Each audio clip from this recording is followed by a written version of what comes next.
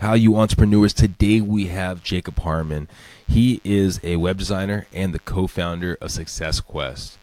In this podcast, we really go over the idea of kind of how he built his platform from the ground up. He first started building websites as a kind of a favor, and slowly started expanding, and then learning how to price it out, learning that true value. For anyone listening right now that's trying to build a brand and kind of going from the beginning stages to the next, this story could really help you out and help you maybe figure out the value that you're offering. Please subscribe, please share, and tell your friends. Welcome to the road to growth, success of an entrepreneur. We've raised the bar. Learn firsthand from successful business owners and create your own path to success. I'm going to show you how great I am. It's time to hit the road to growth with real estate agent Vinny SD. He is a website designer, in essence, right? That's correct. Yeah, I'm happy to be here. Perfect. Well, so tell me a little about the design business, website design. What brought you to this business? Yeah, I mean, if we want to go way back, I've always kind of had an entrepreneurial spirit. I've always had this itch kind of to just do my own thing. But the great thing about design is, and especially web design, is it's a perfect intersection of the arts and then also the computer science part of things, the more technical. And that was kind of a perfect place for me because I'm very much an artsy type of person, but also a very technical person. And so it just kind of was the perfect field for me to go into. So at a young age, were you always like technical? Were you always? Yeah, I mean, I was always the kid that was helping my mom with the computer, right? So she'd be trying to format a Word document or something, even the very simple things. And I was always the one that was like, oh yeah, you just press this button and do this thing.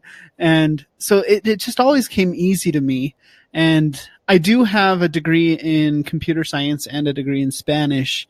And so I've kind of always just steered towards the technical side, and web design was just a perfect place to use those skills. All right, Jacob, I have to ask, how old are you? Can you tell me? So I'm 25, Okay. and so I'm still pretty young. I recently graduated college, and we'll probably get a little more into this, but this web design company that I've built actually got me through college debt-free, which is one of my most proud accomplishments, is the fact that I was able to support myself through college and get through it debt-free. So, the reason why I ask about how old you are is it seems like I see it these days where I see young kids that are like building websites at the age of like 11. And Yeah. I'm just like, so you're talking about you helped your mother out. I wonder, have you looked at like younger kids today and seen how fast they've grown, or? Yeah, and it's a little bit scary. I mean, just from a competition standpoint, whenever you're doing anything technical, the younger generation is just growing up with these things, right? The things that we had to learn, they're growing up with. And people that are way older than me would say the same thing about me, that I grew up with computers and I grew up with the internet. But now they're growing up with like mobile technology, so they understand a lot of that better. So yeah, I mean, the great thing about web design too is it is something that you can get into pretty early if you start to learn it. And I think it's a perfect place for a young high schooler, or in my case, in college. I think it's a perfect type of job to get you through those years. So how, like, I mean, it's going a little off topic. Oh, no worries. Being that, you mean the younger people are growing faster. I mean, they're getting the knowledge base faster. And what you're saying, in essence, is the older you get, the more competition, the smarter competition you're going to have over the years. So how do you kind of work past that? No, honestly, I haven't got there yet, so I'm not 100% sure. But I think you have to be on top of it. It's an industry that's ever evolving. I mean, if you look at the history of design in and of itself, it's kind of like a pendulum. It swings back and forth, and styles things go in and out of style. There's different things that are current. And so you have to be on top of design trends, but then you also have to be on top of the technology because it's changing very quickly. If you look at a website that was built just 10 years ago, it already looks incredibly outdated. I mean, we're in 2019 right now. So if you look at a website that was built back in 2009, it looks old. If you look at something that was built in the 1990s, it looks ancient. And before that, there really wasn't much of a web, right? And the web is relatively new. And so it's a really fast-paced industry. It changes every day. And so you do have to be on top of it. You have to be willing to learn quickly and know kind of where things are headed and where things are going. All right, so this is going to be a very kind of, I guess, maybe geeky question, but so you're building off the website off of like the central layout, right? Mm-hmm. Okay, and the design of it is built off this main page, right? This homepage, right? So as you're saying, it gets archaic over time. How do you fight against that? Is it you? Do you have to change out the whole layout, or is it just small tweaks to the page that you're doing, or? Yeah, a little bit of both. The preferable method is to have it be ever evolving and ever changing. And that is important for a couple reasons. One of them being SEO, which is search engine optimization. Search engines like Google, they love to see that a website is current and that it's constantly changing. If there hasn't been a change to a website in months or even years, then they look at that as a stagnant site, a site that really isn't evolving, and then their ranking will go down. So you want to be changing constantly, one, for the search engine, but two, to keep it up to date and keep it fresh. So I usually recommend to my clients that we do some sort of maintenance contract where they're either continuously creating content, whether that be blogs or you're doing podcasts right now. That's a great way to keep a website current.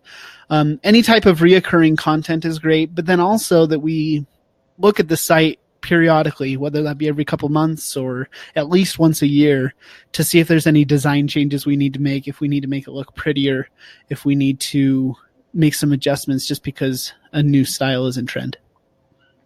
All right, so let's get back to you. I kind of got off topic a little bit. No worries.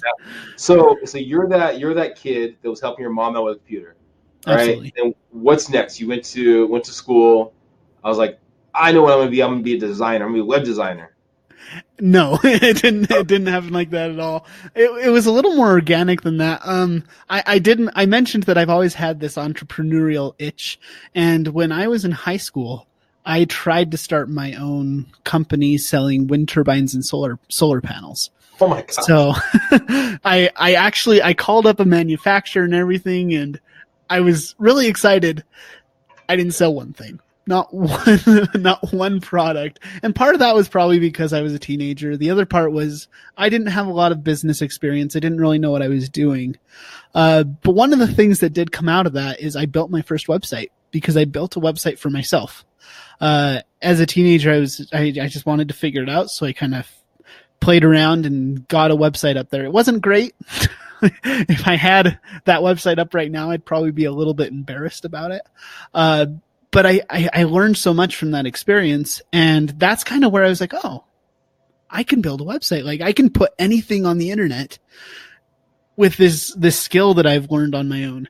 And so that's when I started kind of playing around with it. I ended up building a website for my parents' business, and they referred me to a friend, and it kind of started organically like that. And it wasn't even necessarily supposed to be a business from the start, but it turned into that. And so I finally got an LLC and got more and more and more clients. And now I constantly am making at least 2 or 3 websites at a time. Sometimes I have to turn people down because I just don't have time.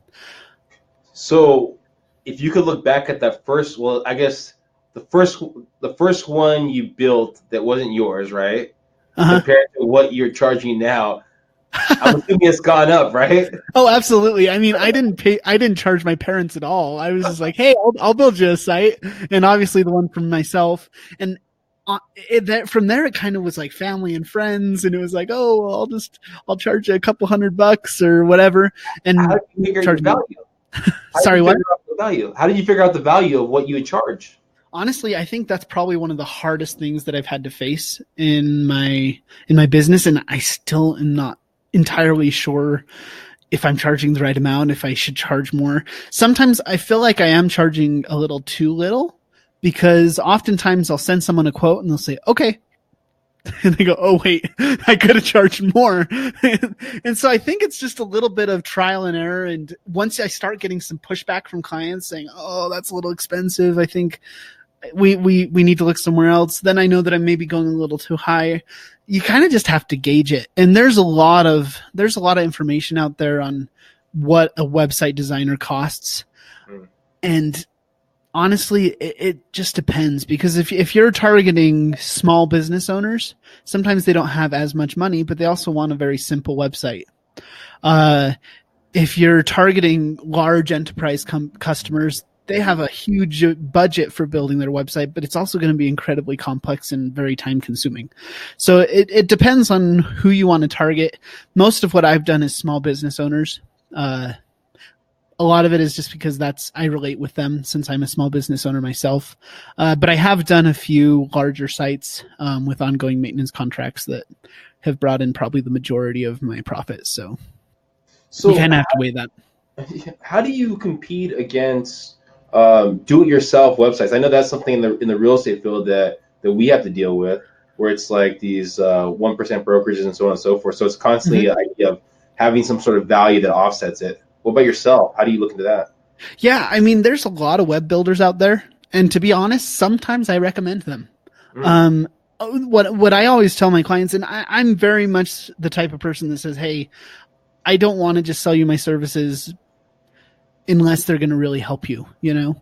So I'll sit down with some people in the consultation and be like, you know what, for what you're doing, it's probably okay for you just to go sign up for Squarespace or Wix and build yourself something, right? Especially if they have a very, very small budget, they can't really afford to pay a web designer, and maybe what they're doing isn't necessarily at a point where they need a full-fledged website. So I think that those web builders actually do have their place. But that being said, there's also a lot of things that those web builders can't offer. A lot of that is customization. You're usually looking at templates if you're using something like Weebly or Wix or even WordPress, which is a lot more powerful. If you're just going into it on your own, you're usually looking at a pretty static template to start with. So if they want something custom, that's one thing. Then the other thing is just having someone do it for you is incredibly valuable sometimes. If you're a business owner and you're busy, sometimes it's great to just have someone that you can call and say, hey, I need this change done on my website. Thank you. Bye. And it takes you 5 seconds to give them a phone call instead of 3 or 4 hours making the change. So oftentimes it's just a matter of time too. All right. So you got into the business because you were just your parents were giving you business, your family members were giving you business.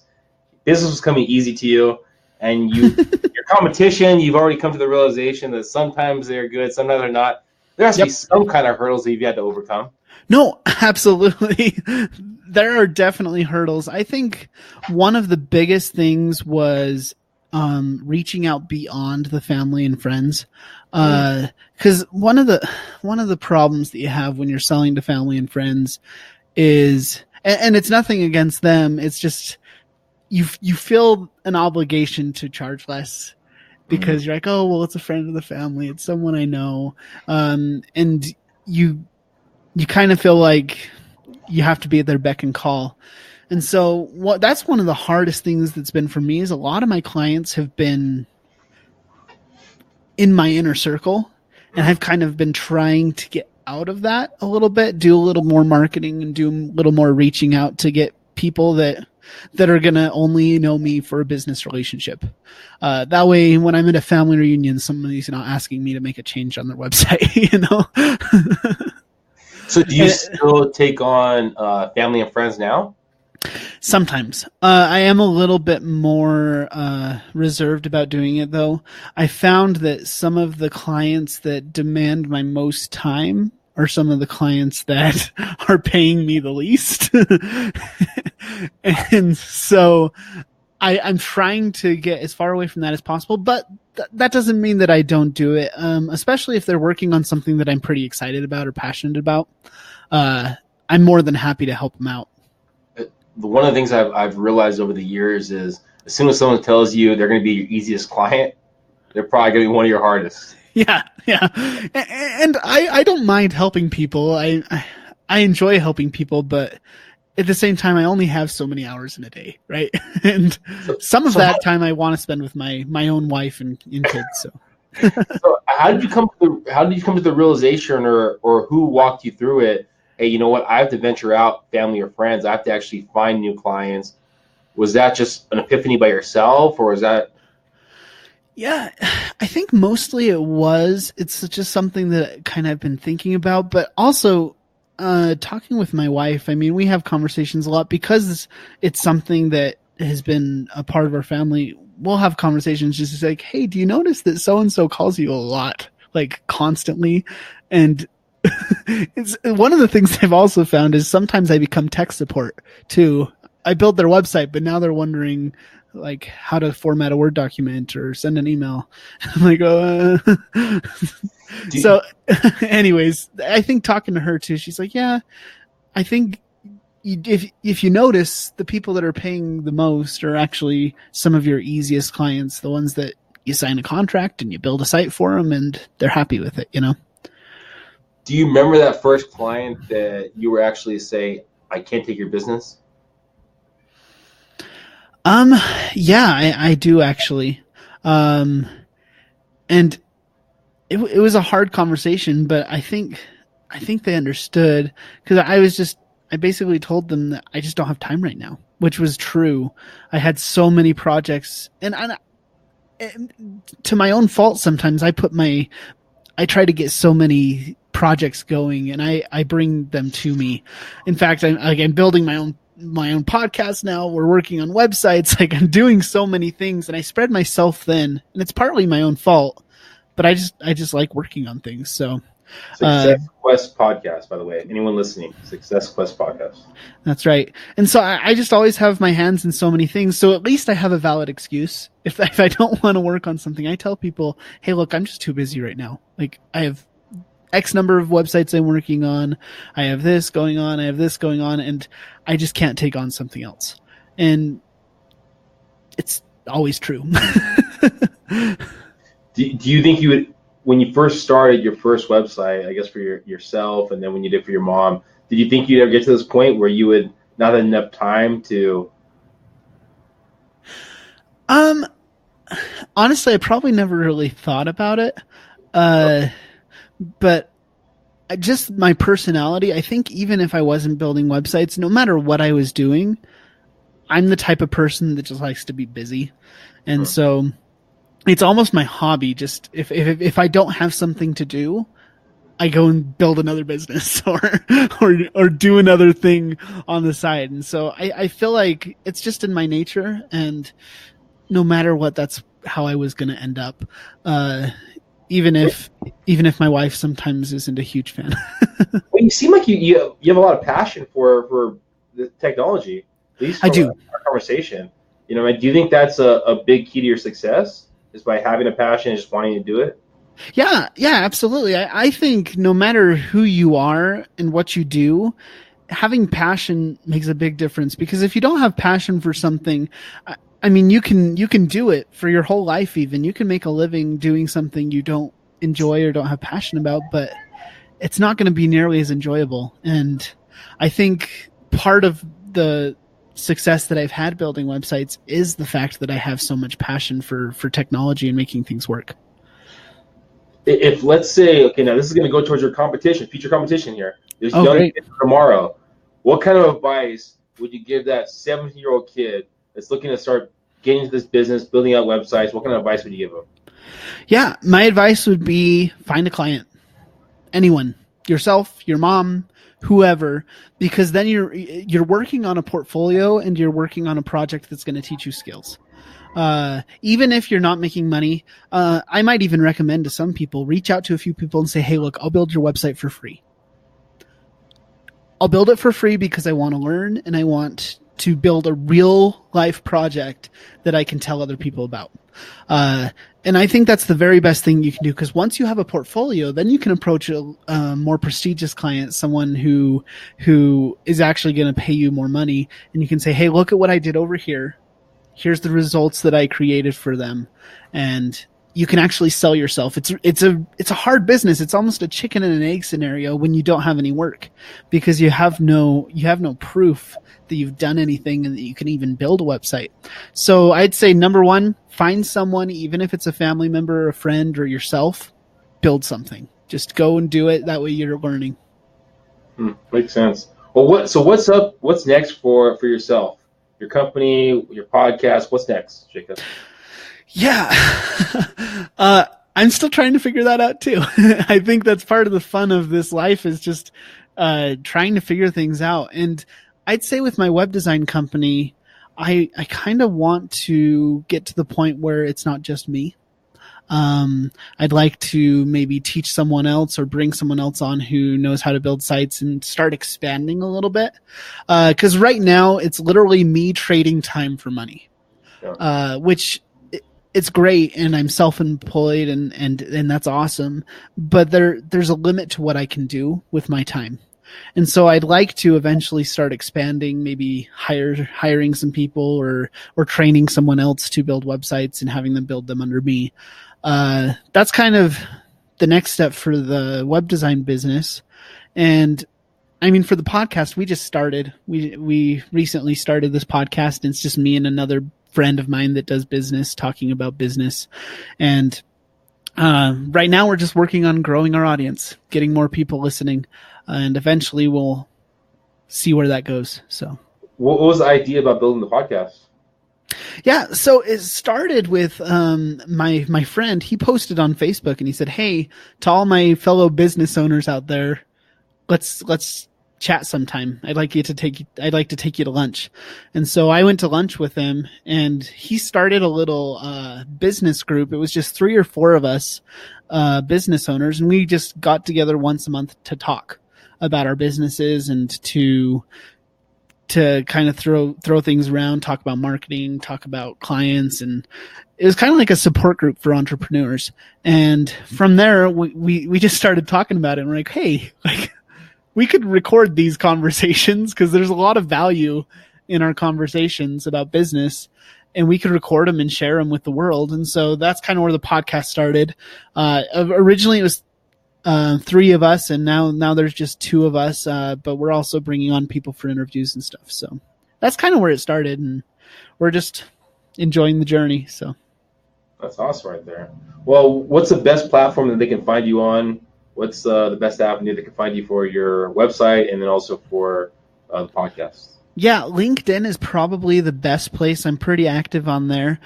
So if you just search for Jacob Harmon on LinkedIn, I should pop up. And I'll send you the link if you want to throw it in the show notes. For my websites, my website is www.harmonsdesign.com, and our podcast is mysuccessquest.com. So people can kind of check us out at those places. Well, Jacob, thank you for your time.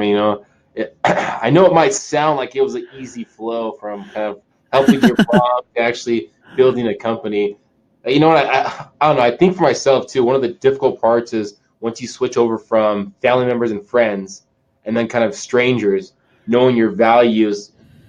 It's a pretty big struggle, because you have family to support, so it's you got to balance that out. So no, I fully understand where you're coming from, and I appreciate you telling your story. Mm-hmm. Absolutely. And just one last thing, it's not as easy as it sounds. I feel like we live in a world where you see the results on Facebook and social media. You see people posting about, oh, I have this successful business, I have this going on, I have this, people posting pictures in front of Ferraris, things like that. But what you don't see is all the failures. And what you don't see is all the hard work that it takes to get to that position. And I mean, it's been a fun journey, and I'm a pretty easygoing guy, so I've enjoyed it, but that doesn't mean it hasn't been hard. And there's a lot of work that goes into creating success. So, well, thanks again, Jacob. Everyone listening, please subscribe, please share.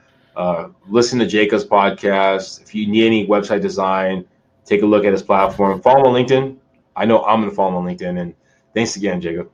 Well, thank you. Thanks for having me, Vinny.